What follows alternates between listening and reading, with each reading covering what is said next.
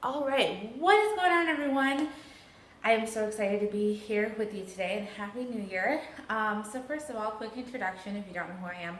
My name is Erin McKell, and I am a huge Ronda Rousey fan. That's probably actually an understatement.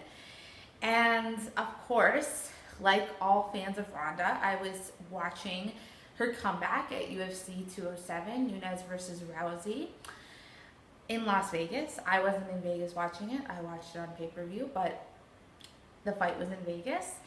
And obviously, I'm sure all of you are aware of the outcome, what happened, and I want to talk about exactly why Ronda Rousey lost and in such a devastating fashion.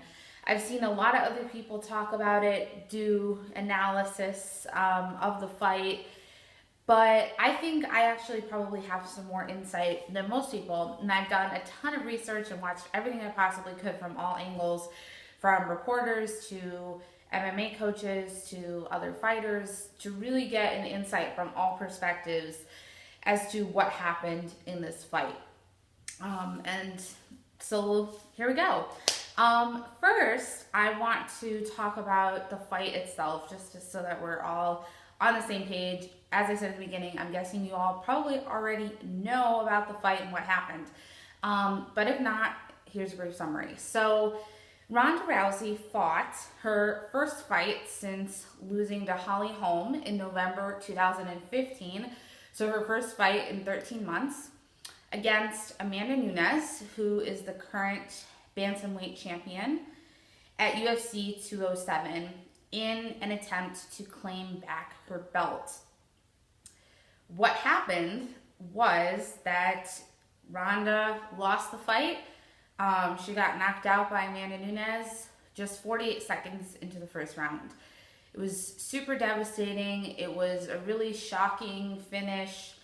The whole fight was just so quick. And I think even those that thought Nunes would win, I don't think that they thought she would win like that. So let's talk about exactly why she lost this way. All right, so first of all, and I have my little notes here, one of the big things that people have been pointing to, including Amanda Nunes, is Ronda's coaching. This is something since the home fight that a lot of people have pointed to. More people in the MMA world, because people in the mainstream sports and media world aren't necessarily this balls deep into fight analysis where they're even going to know this stuff. But definitely within this realm, people have caught on to this, which is her coaching, Ronda's coaching. Now, Ronda does not train at one of the big MMA teams. There's several different really famous ones. Ironically, Holly comes from one, which is Jackson Wink, which is in Albuquerque. And also Amanda Nunes, she comes from American Top Team, which is in Coconut Creek, Florida. So a lot of big fighters will come from one of these really prestigious gyms that have a huge team of professional MMA fighters that all work together under a few really, really good coaches. Ronda, that's not the way that she does it. She fights out of Glendale Fight Club, which is a really small gym located in Venice Beach, which is where she lives. Probably actually in Glendale itself, but that's a really small suburb of LA. And she's trained there since the very beginning of her career. In her book, My Fight, Your Fight, she details this and how when she first walked into the gym, Edmund wouldn't even talk to her, wouldn't hit mitts with her for months.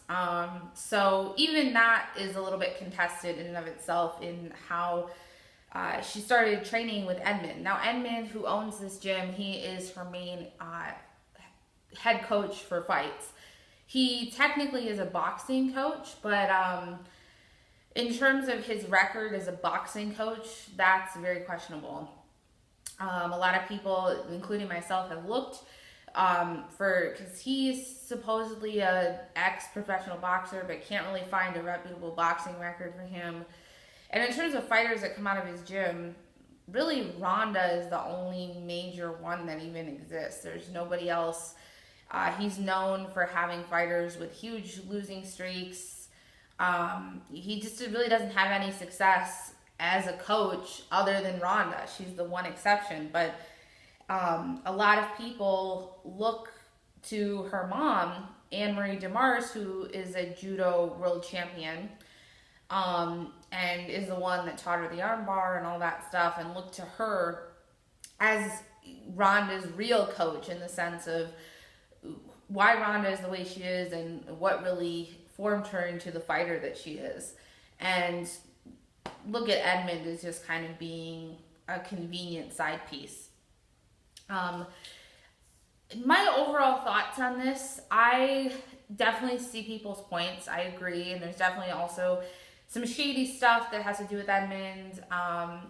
He has a bunch of legal issues and tax evasion claims and all kinds of stuff. So he's not the most clean-cut guy. In fact, Ronda's mom has spoken out and said that she would run him over with her car if there wasn't a law against it. So he's definitely not probably within the realms of really good coaches. He also, as to, how good of a coach he is just boxing, that's questionable too. Ronda's boxing is probably her weakest point in terms of components of an MMA fight. We saw this again in the Nunes fight. And like I said before, there's really no other examples, no other pupils that Edmund's ever had that have been really successful. So it's questionable as to if he knows how to actually coach. Preparing for this fight, I don't know if she really did anything differently. That was another question. Chael Sonnen, who apparently is a friend of Ronda Rousey, didn't know that, said that she mostly hits mitts when she trains and didn't really see a difference in her training this time.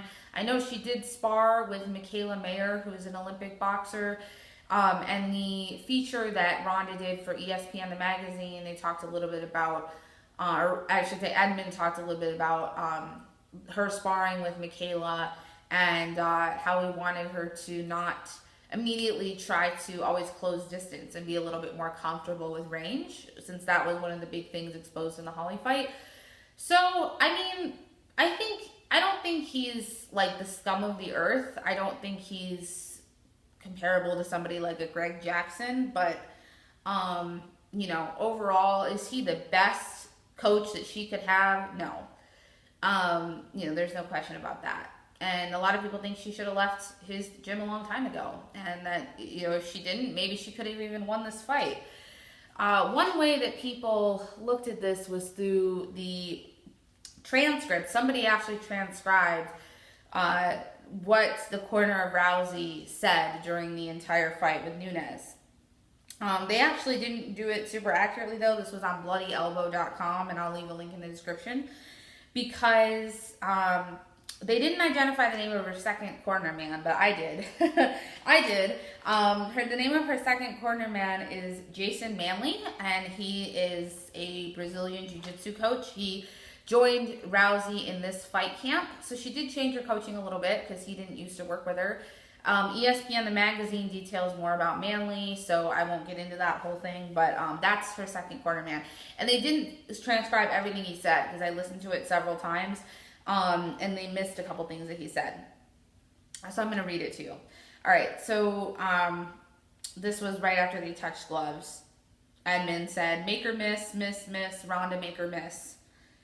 Manley said, now, according to Bloody Elbow, he said, "Be patient, pick your moments." But what he really said was, "She'll fade, be patient, pick your moments." So actually very different. And then the fight starts, and then Edmund yelled, head movement, about 12 times when she was standing kind of in front of Nunes. And the Manley also said, he said, like, move those, I don't know if he said feet or hands, I couldn't get that last word, but something like that. And then when she was kind of backed up against the fence, Tarverdyan said, hands up, hands up, hands up, catch her, clinch. Manley said, get to the head. And then at one point she did kind of escape, and she actually did hit her with a punch. And he said, head movement, good job, jab. And then the second cornerman said, she'll fade at this pace. And then there we go, when she tried to clinch with Nunes. She moved her head and clinched at one point, although Nunes threw her right off. And then Tarverdian was like begging her to move and clinch, and then that was the end of the fight. And people were using this basically to say like, wow, he really sucks as a coach. And here's the thing. I'm not claiming to say I know what a good coach would be saying during a fight. I am assuming, it's just like saying head movement 12 times. It's not a very specific action. It's not telling her really like what to do exactly, because head movement can look a lot of different ways. So it doesn't seem like exactly the best advice, but she wasn't moving her head, and he did tell her to move it. So, it seems like it was at least somewhat adequate. The other thing is that, you can't, it's a tough call, because definitely coaching has something to do with how well you do in a fight, for sure. But at the same time, you have to actually fight the fight on your own. Coach is not in there with you fighting. And even, I don't think in a fight, and also what I've heard from other fighters, is you can't even really hear your coach. I mean, you're more focused on the person in front of you, and there's just so much going on. You're probably not going to really be hearing what your corner is trying to yell at you. And if you're more focused on that than the fight, there's a problem. So, maybe he gave her the right coaching or some of the right coaching, and she just froze up in there. She didn't apply it. Is her coach a factor in the loss? Absolutely. Is it everything? No. A lot of people do think she should move camps, though, if she is going to fight again. And I agree. I think a camp change wouldn't be a bad idea. If nothing even but a psychological move. Okay. So the second point is her mental and physical state, which this has been coming into question from day one. How is she mentally? Is she over the home fight? Has she recovered psychologically? These things were brought up over and over again, especially because she did what some people call the media blackout this time, where she wasn't really giving interviews and doing the traditional fight week media. Now, she wasn't completely silent, because I have already referenced a few times the ESPN magazine cover story that she did leading up to this fight, and she also did an interview on Ellen and on Conan. Now, obviously, those are really high-profile interviews, very polished. It's not, those are mainstream, so they're not people who know a lot about MMA and are not going to ask her those kinds of questions that, someone even like me who knows a lot about the sport might ask. So, a lot of people said it was a more controlled environment. Although ESPN, the magazine, that's definitely going to be more credible in that sense. So, all right. A lot of people before this fight happened said she should do a warm-up fight, a tune-up fight, before she just jumps right back into a title fight. That definitely probably would have been a smart idea. But here's the thing about Ronda. Ronda wouldn't be who she is and where she is if she didn't want to take a risk. Yeah, going into a title fight after losing so badly to Holly, and not even just losing the fight, but just losing so much of her mystique and her persona and who she was, going right back into it, and after a long layoff, yeah, it's a big risk. But if you think for a second that Ronda wanted another fight other than for the title, you're crazy. I'm sure that was an offer. I'm sure that was an opportunity if that's the way she wanted to do it. But knowing Ronda, that's not what she wanted. She wanted to go straight for the gold, which is admirable. You have to have respect for someone who's willing to take that kind of a risk and put it all on the line. Obviously, we're seeing the consequences of that, right? But, and she knew that was a possibility. So, all respect to her for that. And then in the actual fight, though, because obviously this is the direction she took, A lot of people, more in the, I watched some great interviews about, with former coaches about her getting hit. And a lot of people, even before the fight, said, you know, could she have flashbacks? Could, like, when she first gets hit, is she going to kind of be a deer in the headlights? It does. I didn't necessarily see it exactly like that. From watching the fight, I've watched it probably 10 or 11 times at this point. I saw that happen more after maybe 2 or 3 punches in, 2 or 3 like clean shots that landed. I don't think she froze right away, but she definitely, you know, you could tell that she panicked. And it does seem, you know, nobody can say if she had a flashback or what was going on in her mind except for Ronda. She's the only one who knows. My guess would be that that was probably a factor. You know, I'm sure getting back in there, getting hit, she probably, even if it wasn't a flashback, she probably just, you know, went back to that place of panic. And so she lost all her focus. And then, you know, that cost her the fight. Now, in terms, I think the game plan was actually good. And that plays into this because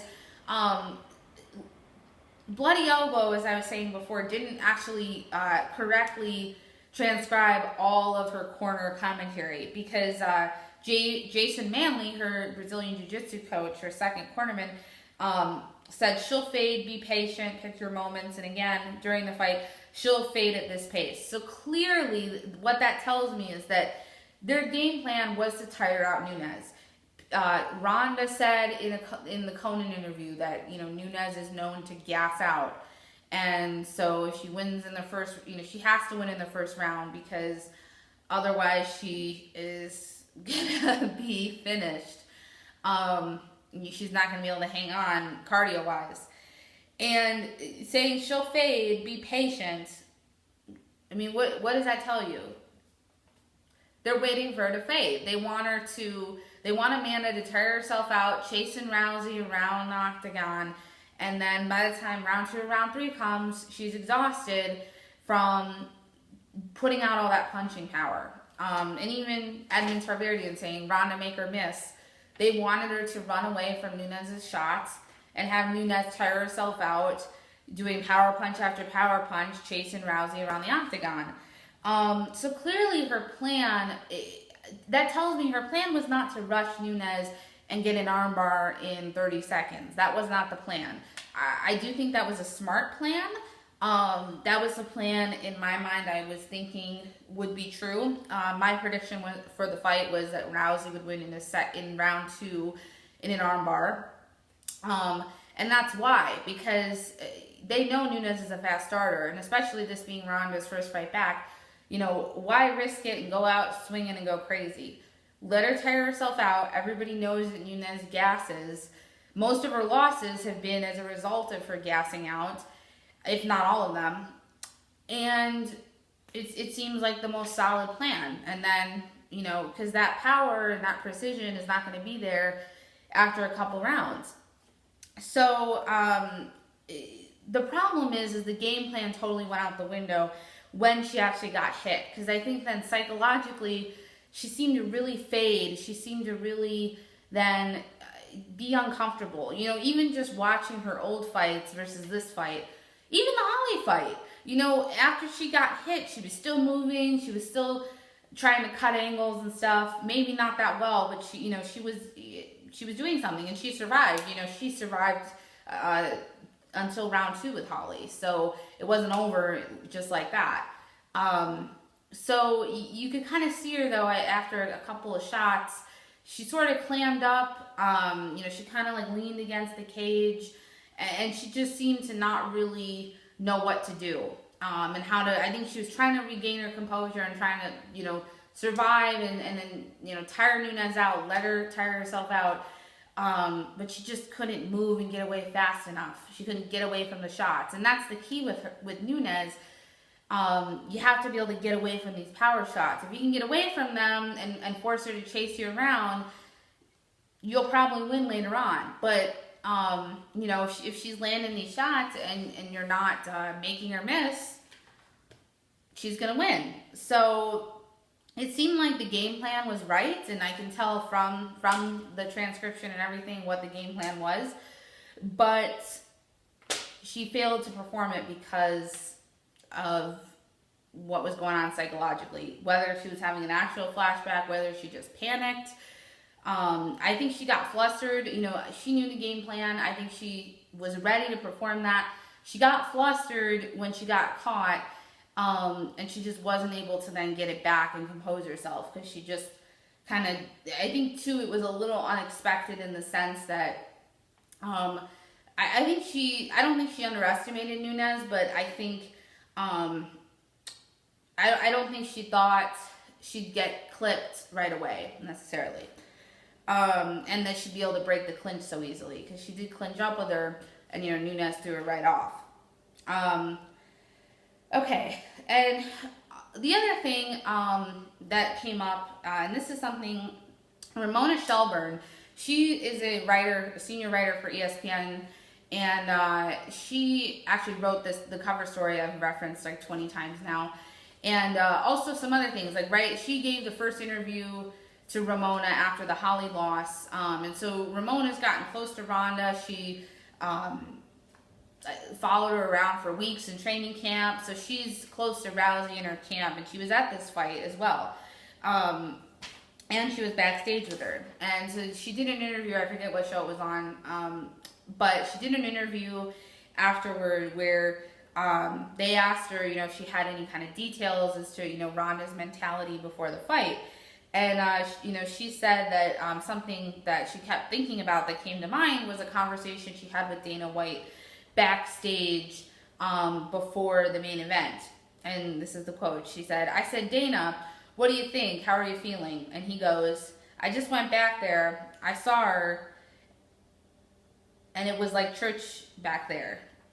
And so it was really quiet, and Dana, and then she asked Dana about it, and he said normally she's a little bit more relaxed. Now, I've read other things about Ronda's fights before, and her saying she likes it totally silent, she doesn't like music, she likes it totally silent before she goes out there. So I'm not sure if that's actually accurate in terms of that being different than other fights, but, you know, it seemed like she was definitely in a somber mood and probably was a little bit panicked, and a little scared. So, you know, that could also, just her mentality, like literally stepping into the cage, might have been part of the downfall.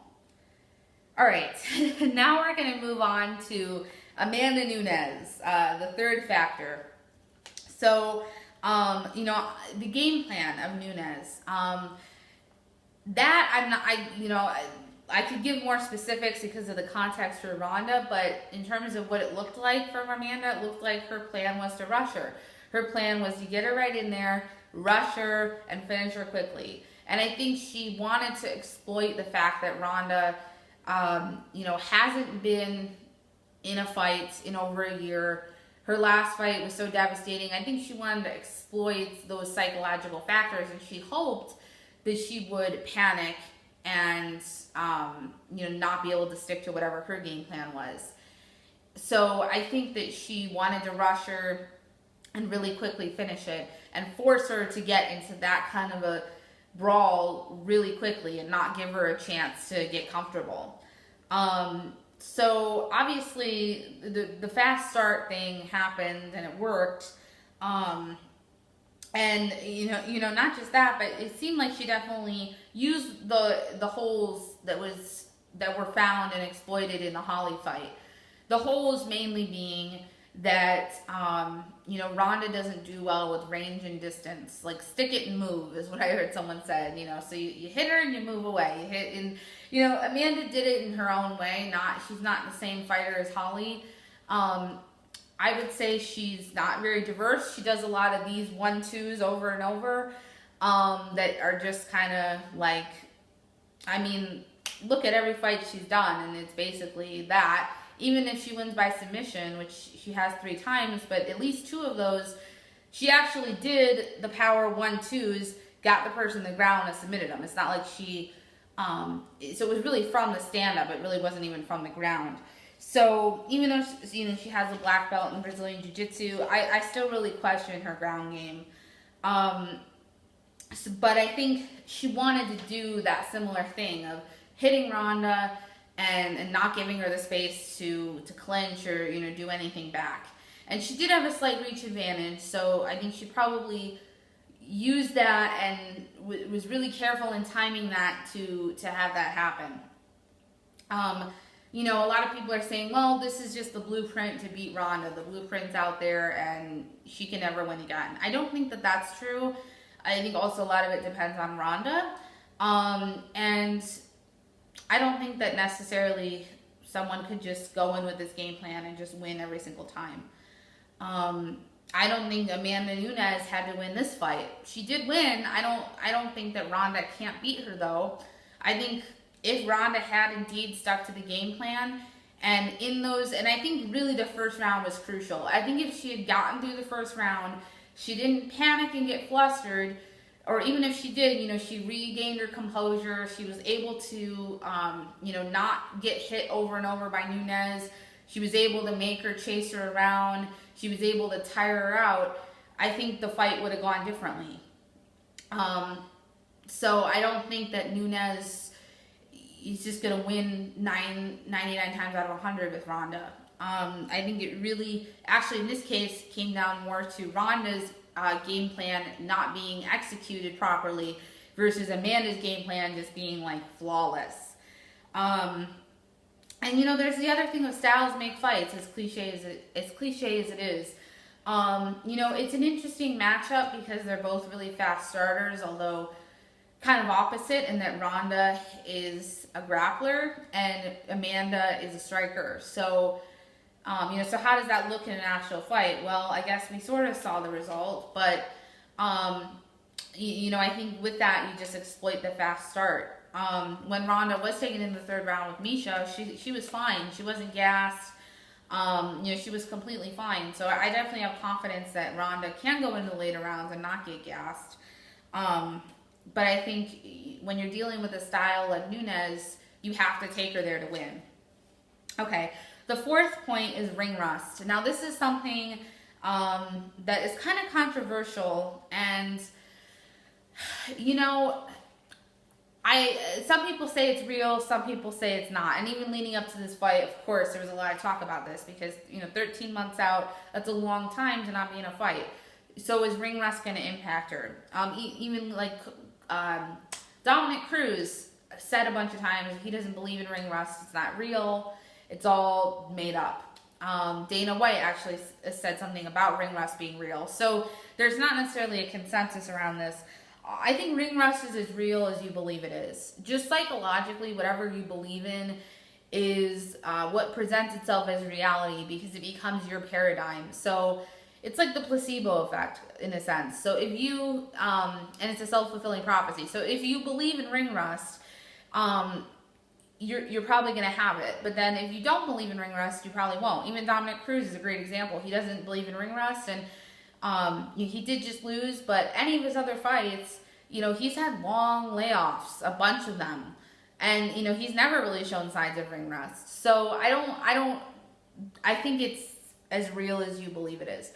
Just like anything, psychologically. So I don't know what Ronda's stance on ring rust is. There's really, I haven't seen any commentary at all from her about ring rust, which would make sense just because she's never really had it or had the opportunity to have it up to this point. But that could be a factor if she did indeed believe in it or did question that or had people questioning that to her directly that were close to her. So, you know, that is definitely a possibility. Now, going forward, those are really the four things that I see as the reason that she lost. Her coaching, her mental and psychological state, Amanda Nunes, and potential ring rust. So, you know, what's next? Ronda made a statement to ESPN and basically said that she needs time to think about her future. So she is not retired. As of right now, she has not retired, but she hasn't said that she's still going to keep fighting either. It's unclear what's next for Rousey. My gut instinct is that Rousey will fight again. That is what I think. Even going into this fight, and I do work as an intuitive coach, and I do a lot of things around this, and so I have a pretty sharp intuition, and I'm really in touch with sort of the powers that be, and I do think Rousey will fight again. That is, and Dana White said he had a feeling she would too. I do think so. I think she would have retired already if she was going to. And it's amazing, even because even leading up to this fight, before this fight was announced, this whole entire 2016, all anybody said was, oh, she's going to retire. Rousey's already retired. Rousey's going to retire. This, that. I knew she wasn't. I knew she was going to fight in November or December. I never for a second questioned that. And she did. So I think all this retirement talk is just talk. I don't think she's going to retire. Like I said, I think she would have done it already. Just like how Tate retired. When she retired, it was over like that. I think that's how it would have been with Rousey. Had she won this fight, I still don't think she would have retired. I think she would have gone one or two more. But, I guess we'll never know. But I don't think she wants to go out like this either. She didn't want to go out like she did with Holly. You better know, sure as fuck, she doesn't want to go out like she did with Nunes. So I think she wants to have a chance to get a W, which is admirable. Already she risked so much, and we're seeing the backlash of that now, and to potentially do it again, I mean, that's huge. And I think just for even doing that and getting back up again, she deserves all the respect and the credit in the world, where a lot of people would fold, they would throw in the cards and be done, or throw in the towel. And I don't think she's going to do it. Now, she might. I could be wrong, but I don't think so. And here's how I see it. I see it as there's really two options here. Option number one is, and this, she really has to decide what's more important. Is it the belt or is it Holly? Because originally she wanted a rematch with Holly Holm, which makes sense. Now, Holly Holm obviously lost the title, so that was what set in motion the events that made that not happen. Now, Holly Holm is going for a title fight at 145 in February 11th. Now, if she wins that fight, the only way that Rousey can really fight Holm is for the 145 belt. If she loses, I don't know what Holm is going to do, because that'll be her third loss in a row. I don't really know where there is for Holm to go if she does lose this fight. So, I mean, probably this question is even maybe better answered after. Maybe Rousey should wait until, February 11th is like not far away at all at this point, 6 weeks. So, maybe she should just wait it out and kind of see.